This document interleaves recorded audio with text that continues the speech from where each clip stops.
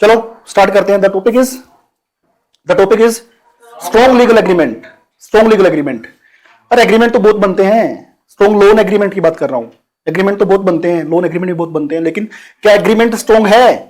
That is the point, that is the point. क्या agreement strong है? That is the point. ठीक है, तो बात करते हैं लोन एग्रीमेंट में कि लोन एग्रीमेंट कहां से शुरू होता है। सबसे पहले बात करते हैं, कोई भी अगर एग्रीमेंट होता है वो या तो वैलिड होगा या वॉइड होगा या वॉइडेबल होगा। क्या होगा? या तो वैलिड होगा या फिर वॉइड होगा या फिर वॉइडेबल होगा। बात को समझना, इंपॉर्टेंट बात है। वैलिड एग्रीमेंट का मतलब क्या है कि जो एग्रीमेंट एनफोर्सेबल बाय लॉ है, जो एग्रीमेंट एनफोर्सेबल बाय लॉ है, मतलब लॉ उसको परमिट कर रहा है, आप काम कर सकते हो, आप एग्रीमेंट कर सकते हो, तो that is valid. That is valid. जो कॉन्ट्रैक्ट एक्ट के डेफिनेशन के अंडर फिट बैठ रहा है सेक्शन 2H में, तो वो क्या होगा? आपका वैलिड एग्रीमेंट होगा, एनफोर्सेबल बाय लॉ। ठीक है, an agreement which is enforceable by law is called contract. Contract और एग्रीमेंट में मतलब क्या हुआ कि एक ऐसा एग्रीमेंट जो एनफोर्सेबल बाय लॉ है वो क्या बनेगा? कॉन्ट्रैक्ट बनेगा। इसका मतलब सारे के सारे एग्रीमेंट कॉन्ट्रैक्ट नहीं होते, सारे के सारे एग्रीमेंट कॉन्ट्रैक्ट नहीं होते। कोई कॉन्ट्रैक्ट आपने वॉइड कर लिया तो एक ऐसा एग्रीमेंट कर लिया जिसमें चांद तारे तोड़ के लाने की बात हो गई, क्या पॉसिबल है? नहीं है, तो एग्रीमेंट वॉइड हो गया। ऐसा एग्रीमेंट जो एनफोर्सेबल बाय लॉ नहीं है, दैट इज वॉइड, व्यर्थ है, बेकार है। ठीक है, काम का नहीं है। और वॉइडेबल कब हुआ? वॉइडेबल कब हुआ? जब एक पार्टी प्रेशर में थी, जबरदस्ती एग्रीमेंट करा लिया, प्रेशर में एग्रीमेंट करा लिया, अंडर इन्फ्लुएंस में एग्रीमेंट करा लिया। ठीक है, कुछ बताया कुछ और मिला कुछ और बोल के एग्रीमेंट साइन करा लिया।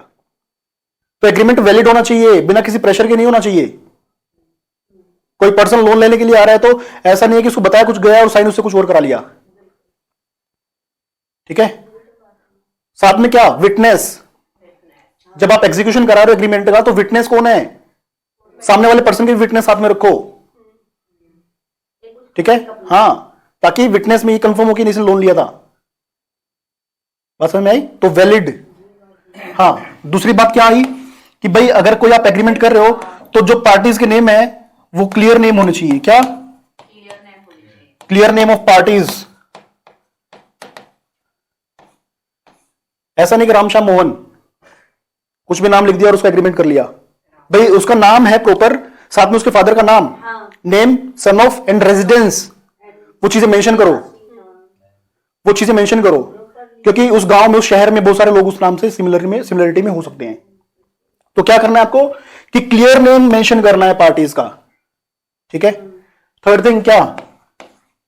डेटेड एग्रीमेंट क्या होना चाहिए? डेटेड, प्रॉपर डेट पे। डेटेड के साथ क्या क्या? नोटराइज्ड। क्या? नोटराइज होना चाहिए। किस पे नोटराइज होना चाहिए? प्रॉपर स्टैम्प पेपर पे। 500 का, एटलीस्ट 500 के पेपर पे आप क्या करोगे? नोटराइज कराओगे इसको।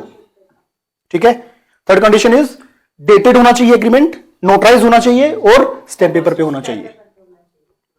बात समझ में आई? कोई इसमें डाउट नहीं है, बिल्कुल क्लियर है। पार्टीज के नेम भी क्लियर होने चाहिए, है ना? ऐसा कुछ भी नेम नहीं हो सकता। हालांकि हम आधार कार्ड, पैन कार्ड प्रॉपर लेते हैं, प्रॉपर नेम उसमें मेंशन करना चाहिए। जो आधार कार्ड में एड्रेस है वो भी प्रॉपर मेंशन करना चाहिए। बात क्लियर हुई? हाँ, अगर हम कोई इंफॉर्मेशन किसको दे रहे हैं? आउटसाइडर्स को दे रहे हैं, पर्सन की, तो उसका जिक्र एग्रीमेंट में होना चाहिए।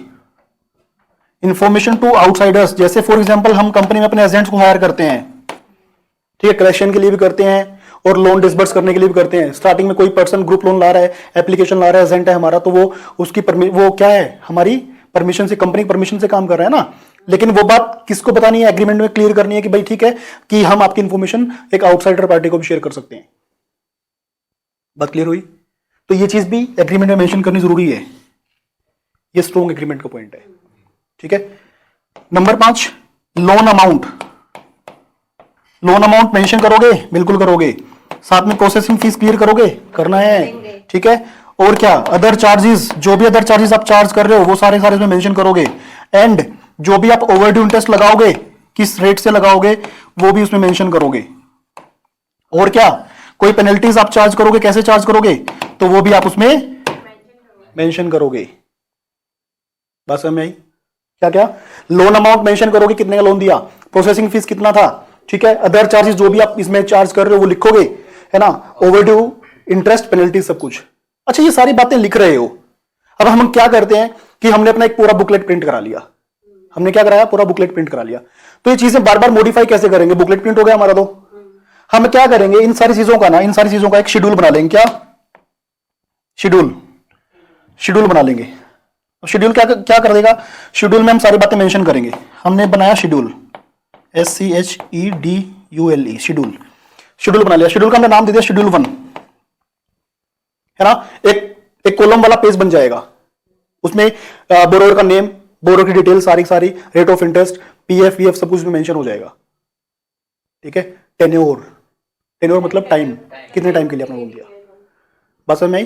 तो शेड्यूल में ही मेंशन कर देंगे, बार बार हर जगह मेंशन करने की जरूरत नहीं है। क्लियर हुआ ना? ऐसा नहीं कि हम बुकलेट को बार बार चेंज करेंगे, हर बार उसको एडिट करेंगे, वर्ड फाइल में उसको एडिट करके स्पेशल एक पर्सन को हायर करेंगे जो यही काम करेगा। नहीं नहीं नहीं, ऐसा करने की नीड नहीं है। एक बार वेल एंड सेटल हो गया ना एग्रीमेंट, बस ठीक है, आप शेड्यूल में डिटेल फिल करो, दैट्स इट, साइन करा लो, काम हो गया आपका, ठीक है। चले आगे, 5 पॉइंट क्लियर हो गए आपको। अब ये सारी चीजें जरूरी हैं। अब उसके बाद और क्या चीज हो सकती है, अब हमने लोन दे दिया, लोन दे दिया तो क्या होगा, लोन दे दिया तो क्या होगा, 5 पॉइंट होगा, 6 पॉइंट है, 6 पॉइंट। लोन दे दिया तो क्या होगा, ब्रीच हो सकता है। क्या हो सकता है लोन का, ब्रीच। तो कॉन्सिक्वेंसीज ऑफ ब्रीच, भाई लोन का अगर आप ब्रीच करोगे, मतलब एग्रीमेंट का ब्रीच करोगे, तो क्या क्या आपके परिणाम होंगे, क्या क्या परिणाम हो सकते हैं आप बताओ। कि भाई आप पर्सन की रिपोर्ट किसको दे सकते हो, डिफॉल्टर की, CIC को, ये ऑथोराइज कर रहे हो आप, मतलब आप एग्रीमेंट में मेंशन कर रहे हो, CIC को क्या दे रहे हो, रिपोर्ट कर रहे हैं डिफॉल्टर की कि ये पर्सन क्या है, डिफॉल्टर है, ठीक है। और क्या, लीगल एक्शंस में क्या, लीगल एक्शंस में हम लिखेंगे सिविल एंड क्रिमिनल दोनों, क्या, सिविल एंड क्रिमिनल दोनों, सिविल एंड क्रिमिनल में हम दोनों ले लेंगे। और as permitted by Indian laws, क्या,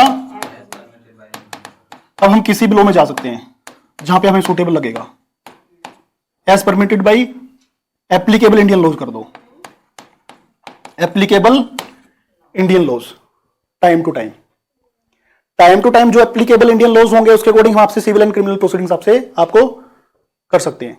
तीसरा और हम क्या कर सकते हैं, हम आपको बोल सकते हैं कि भाई साहब आपने क्या किया है, ब्रीच कर दिया, तो इमीडिएटली मेरा पेमेंट कराओ, क्या, इमीडिएटली पेमेंट मेरा करा दो, पूरा पेमेंट करा दो इमीडिएटली। आपने ब्रीच कर दिया, आपने किस्तें बाउंस करनी शुरू कर दी, अब मेरी पेमेंट मुझे पूरी चाहिए, मैं नहीं जानता, तो इमीडिएटली पेमेंट का प्रोविजन उसमें होना चाहिए। बात समझ में आ रही है?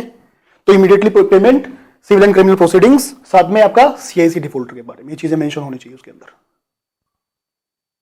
6 पॉइंट क्लियर हो गए।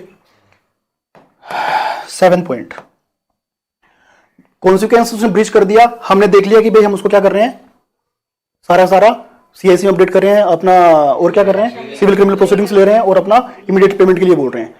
अब सुलह की बात आती है, किसकी, आर्बिट्रेशन क्लोज, क्या, आर्बिट्रेशन क्लोज। आर्बिट्रेशन क्लोज में क्या होता है कि हम एक ऐसा पर्सन, एक ऐसा मेडिएटर एक ऐसा पर्सन हायर करेंगे जो क्या करेगा, दोनों के बीच में सुलह कराएगा, ठीक है। लेकिन अब बोरोर को थोड़ी ना पता है वो पर्सन कौन है, ये बोरोर थोड़ी लेके आएगा अपना आदमी कि भाई सब समझौता करा दो हमारा, है ना, और बोल देना कि लोन ये नहीं दे सकता। आर्बिट्रेटर जो अपॉइंट होगा वो कोई प्रोफेशनल पर्सन होगा और वो कंपनी अपॉइंट करेगी, ये बात अपने एग्रीमेंट में खोलेगी, ओपन करेगी, ठीक है। Arbitrator shall be appointed by the company only, arbitrator shall be appointed by the company only at its registered office address, जो कंपनी का रजिस्टर्ड ऑफिस एड्रेस, या फिर जहां पे सूटेबल चाहती है कंपनी कि मुझे यहां पे उस अपने आर्बिट्रेशन प्रोसीडिंग स्टार्ट करानी है, आर्बिट्रेशन प्रोसीडिंग्स मुझे यहां पे स्टार्ट करानी है, उस जगह पे वो अपॉइंट उसको कर सकती है, ठीक है। जो भी लैंग्वेज में वो चाहे, इंग्लिश हिंदी, उसमें लिख सकते हैं सारी चीजें। तो ये ऑप्शन उसमें रखना है कि हमने आर्बिट्रेटर जो अपॉइंट करना है वो कंपनी करेगी, ना कि बोरोवर करेगा, ठीक है। हाँ, पर्सन प्रोफेशनल होगा, मीन्स एक जिसको नॉलेज है लो की वही तो होगा। आर्बिट्रेटर क्या करता है? अवार्ड पास करेगा। आर्बिट्रेटर क्या करेगा? अवार्ड पास करेगा। भाई आपको कोर्ट में जाने की नीड नहीं है ना, पहले आप अवार्ड पास करा करके क्या करा लो, पैसे ले लो, रिकवरी कर लो। एक आपके पास ऑप्शन है, that is a good option, बार बार कहीं जाने की जरूरत नहीं है। तो आर्बिट्रेटर कंपनी ही अपॉइंट करे, ये उसके अंदर मेंशन होना चाहिए। ठीक है, बस में। और जो भी इंडियन लॉज हैं, गवर्निंग लॉज, वो इंडियन लॉज होने चाहिए। और मैंने बताया पॉइंट आपका शेड्यूल का, शेड्यूल आपको बनाना है, जो सारी डिटेल्स मेंशन होंगी उसके अंदर। ये पॉइंट्स आपने ध्यान में रख लिया ना, एग्रीमेंट पक्का है, उसमें कोई कमी नहीं किसी तरीके की एग्रीमेंट में। तो उस एग्रीमेंट को मेंटेन करना है बस, और कुछ भी नहीं। That's it. ये लोन रिकवरी का इंपॉर्टेंट पॉइंट है। आपका लीगल स्ट्रॉन्ग तो आपका बिजनेस स्ट्रॉन्ग। लीगल में स्ट्रॉन्ग हो जाओ, बिजनेस ऑटोमेटिक स्ट्रॉन्ग हो जाएगा। रिकवरी प्रॉब्लम आने ही वाली नहीं है किसी तरीके से भी। कैसे अपने बिजनेस को धड़ल्ले से चलाओ। डन। लीगल में कुछ भी करो तो वकील करो।